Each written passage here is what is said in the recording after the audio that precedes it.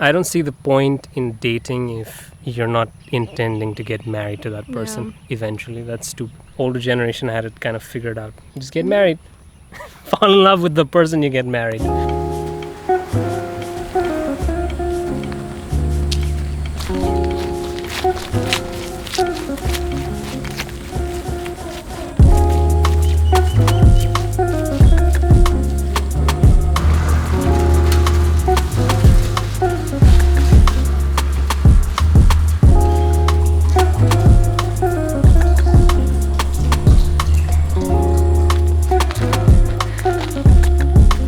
Been a while, huh? I think I missed like 4 days of uploads. Feels like I haven't done it in forever. How you been? I've been well. You busy? Yep. We watched a few things. Watched F1, pretty good movie. Finished Squid Games. Didn't like that. Other than that, I've just been busy with, I guess, life. Anyways, today we're out on a walk. We've been doing a bunch of those evening walks. It's not really evening right now, it's quite sunny, it's still afternoon, but it's a walk nonetheless. I have a few questions overdue from the previous Q&As as well as some new questions that I have to answer. So this will be a little Q&A walk with me vlog. Let's go.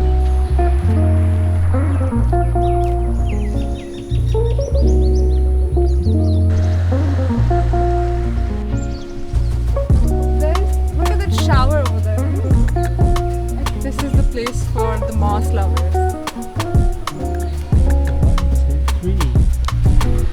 We're somewhere in Gulma Tea Estate, basically a tea garden.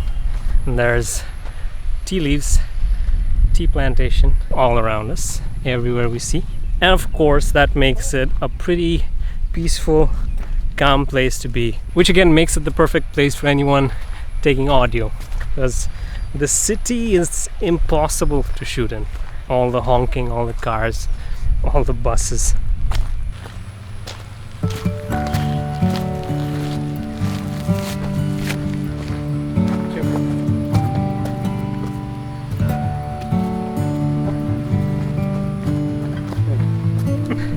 There's a banyan tree there.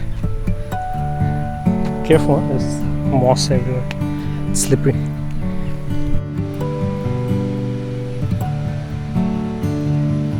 They're spraying what I think is pesticides on the tea leaves. It is monsoon right now, so the tea garden looks lush and green, and you can see all these tea leaves fresh and ready to be plucked.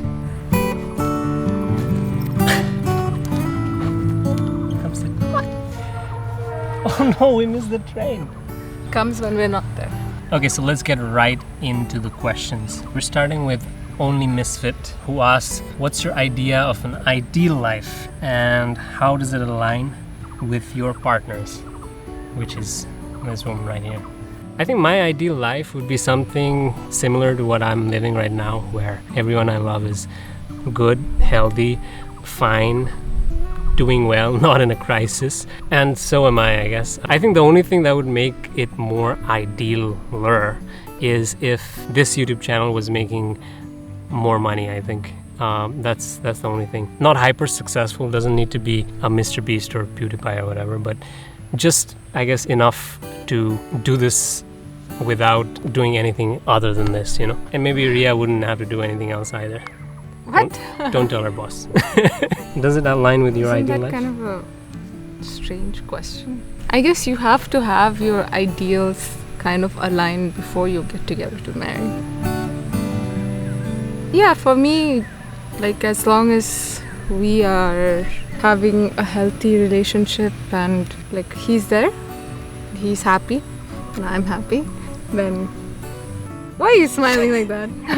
That's it? You think you're living your ideal life right now? I mean, obviously, I guess human beings constantly desire to be better than where they are at.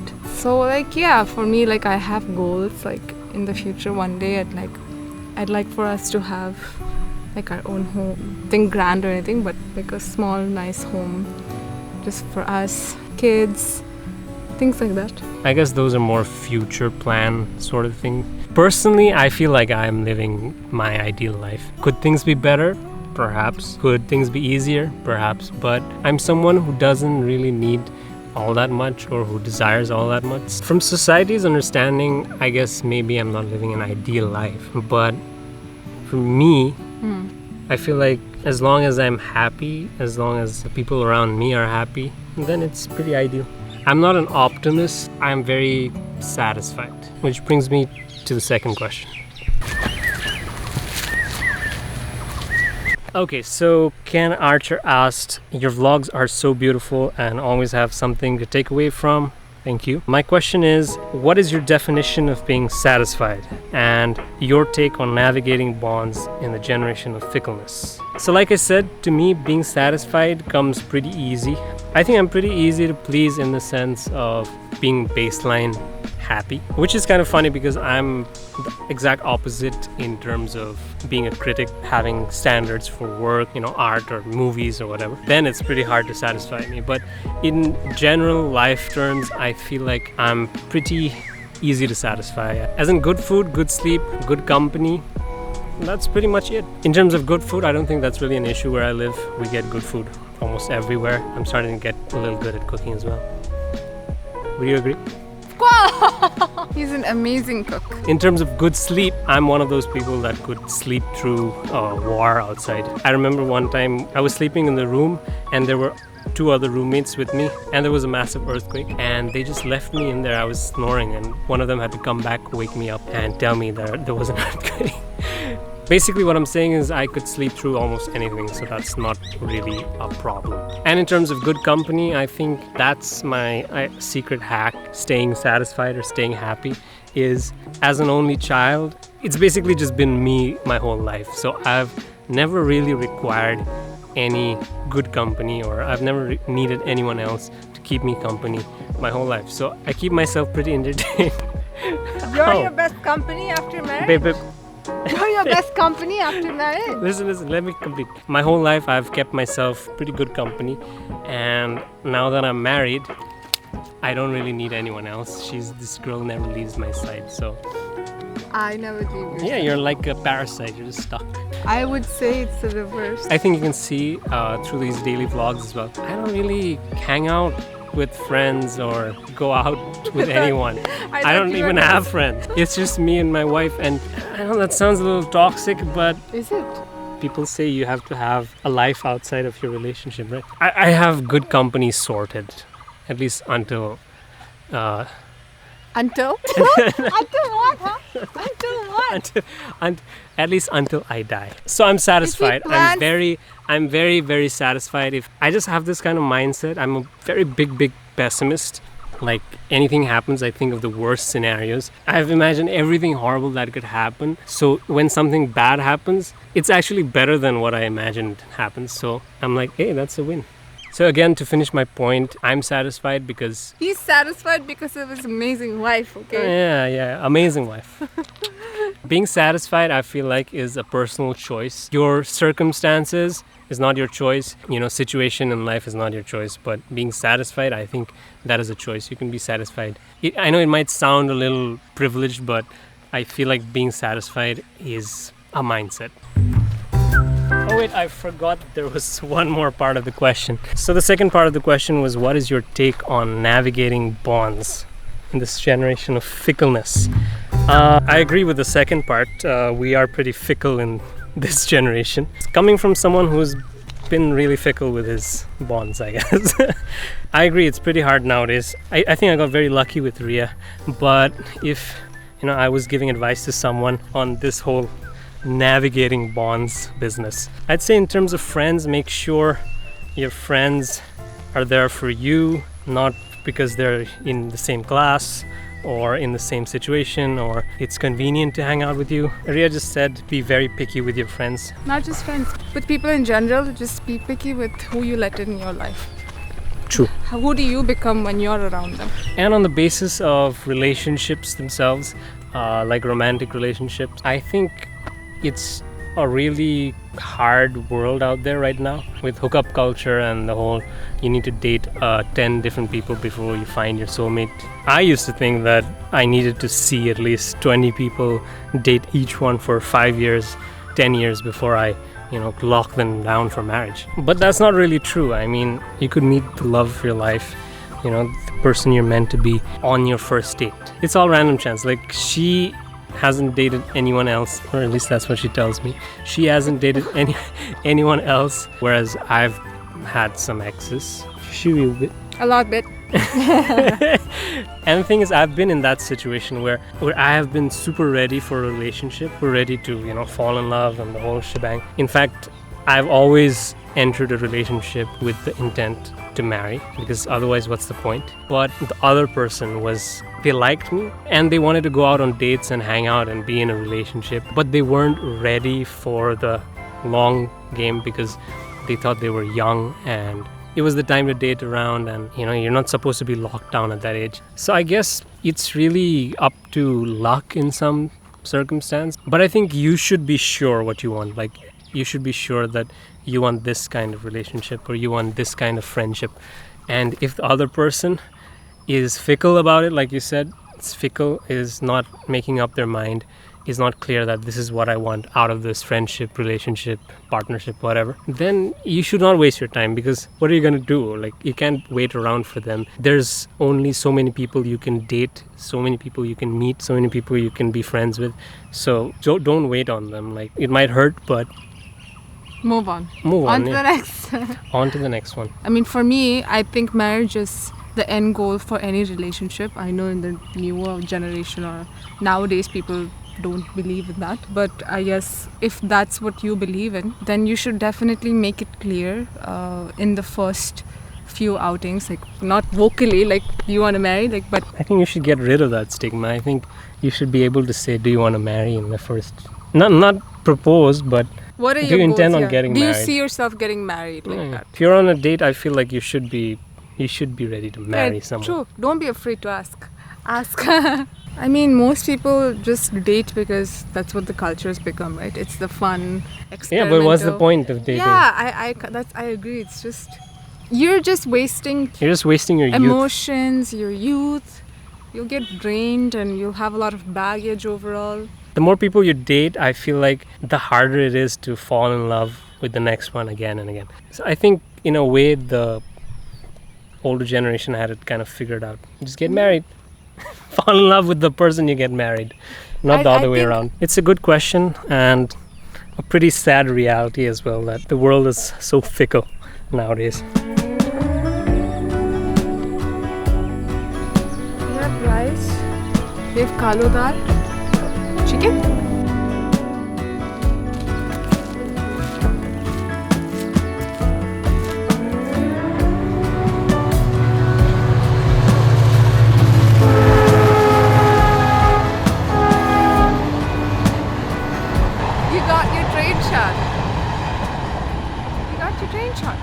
I've been wanting that train shot for quite a while now. Okay, so those questions were a little deep, I guess. We'll go to some casual questions. So these are questions more related to the channel. I'm Bishwash asks, hello da, we should collaborate for one rescue. Bishwash, he rescues snakes. He's really into snakes and rescuing snakes. I think he has a channel. Comment what your channel name is here, Bishwash. He lives in Nepal and he rescues snakes. He has a cobra in his profile picture. He's holding a giant cobra. We should definitely collaborate. I love snakes. Hans asks, where do you see your channel in 5 years? I guess in terms of growth, I hope there will be a lot more of you guys watching these videos. In terms of pure content, maybe I'll not be doing the daily vlogs. 5 years, who knows, maybe I will. I don't have anything particular in mind right now, but I guess in terms of what I want to achieve with this channel, I'd say maybe it leads to something cool in real life as well. Maybe a bunch of short films, maybe a feature film, who knows. Who knows, I might learn the guitar and release a music album. Not gonna happen, to be honest. There's another train coming, let's see if we can get that. It comes fast, that's why. Yeah, go.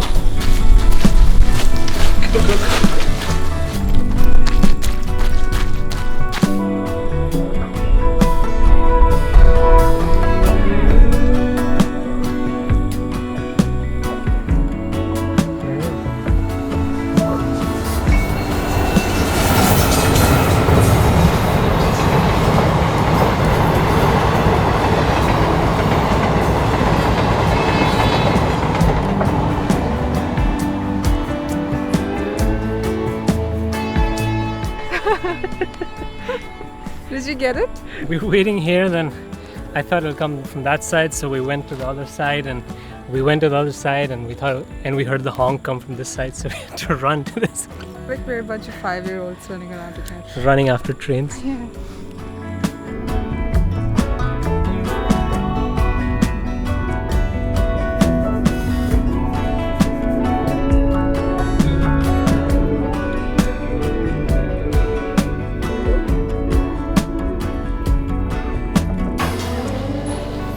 Okay, we're back home.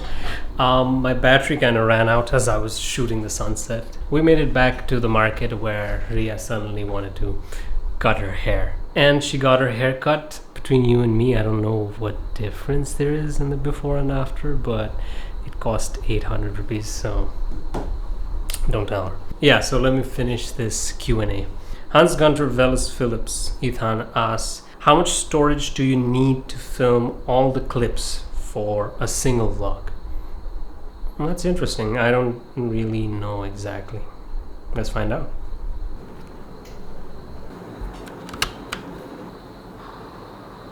So as you can see, I shoot about 30 to 50 gigs of raw footage whenever I'm shooting outside on a daily vlog. Sometimes I shoot a lot and it ends up filling up a card, which is 128 gigs, but usually it's around 50 to 60. If you go to a previous episode, maybe the When You Don't Have a Dream episode, video itself, the 4K file I uploaded to YouTube is around 6.08 gigabytes. The clips that I shot for it were, I think, around 35 gigabytes. So around the low average. Sometimes it can be a little more than that, sometimes a little lower than that.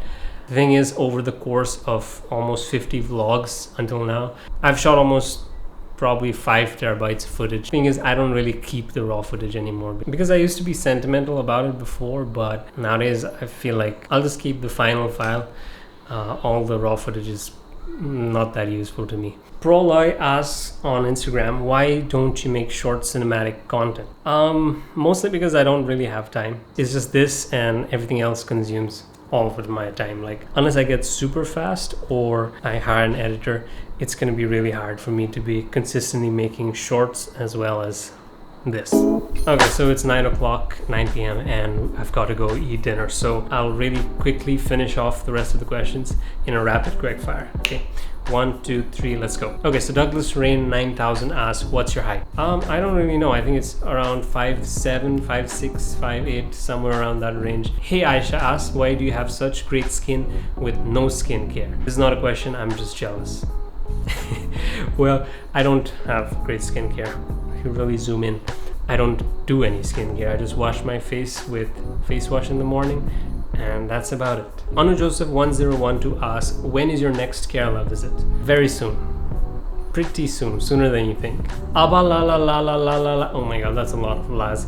Abhala asks, where do you guys stay waiting for a home tour soon? We stay in a rented flat in Siliguri, or I guess technically Salbari. I don't really want to give my exact house location, but you don't really need a home tour. You can just watch the vlogs. You can see all the rooms that I use. There's not really anything interesting in the house to make a tour about. We moved in a few months ago and we just got married, so we don't have any decor or anything like that. Maybe one day, maybe when we have a nice, cute, pretty, aesthetic house. For now, it's what you get in the vlogs.